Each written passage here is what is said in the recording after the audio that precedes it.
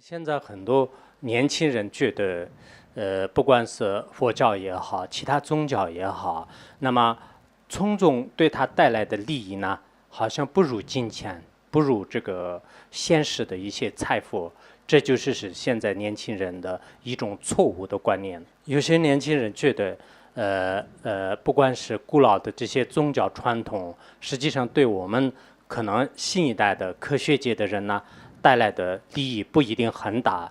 这种想法实际上对真正的人生的生命观呢，并没有很好的了解的一种行为而已。我们现在很多人认为科学是很先进，科学对人们带来利益，这一点我也不否认。确实，有了科学，不管是交通、信息，还是跟我们的外面的物质条件都有所提高，这一点大家都会共同承认的事。但是，是不是人类所有的问题都是依靠科学来解决呢？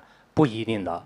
我们人类漫长的历史当中，有很多古老的、非常有意义的我们的行为、我们的信仰、我们的意识，这些都是千万不能舍弃的。如果我们一味的相信科学能解决一切，那这是一个错误的想法。因为科学家自己也所发明的很多事情，到最后的时候自己也会后悔。比如说有一个英国科学家，他叫做是马丁奈尔。马丁奈尔是应该说是74年的时候获得了世界上第一个天文学的这个诺贝尔奖。他获得这个奖之后呢，他主要是依靠射电科学技术，最后军事已经应用了他的技术，后来就经过打仗的时候伤害了许许多多的人。到之后他自己发现，他自己在临终的时候说过，他说我1946年的时候如果变成一个农民就更好了。他很后悔当科学家。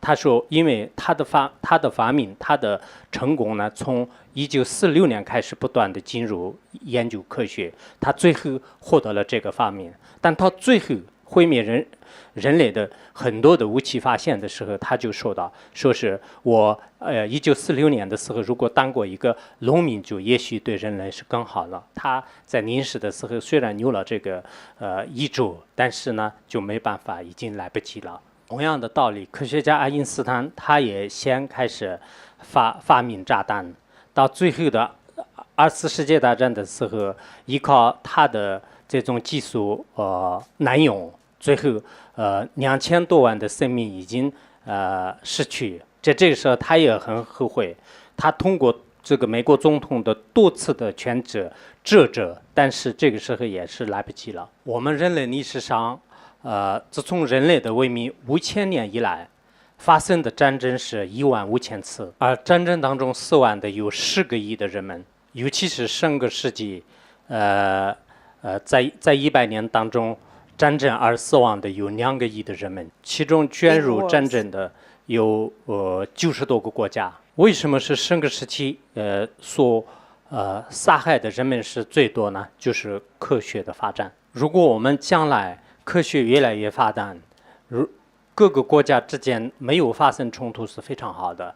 一旦发生冲突之后，那么利用科学的武器，每一个国家都面临着一个非常危险生命的危险。那么这些科学是谁造的呢？就是我们人类自己造的。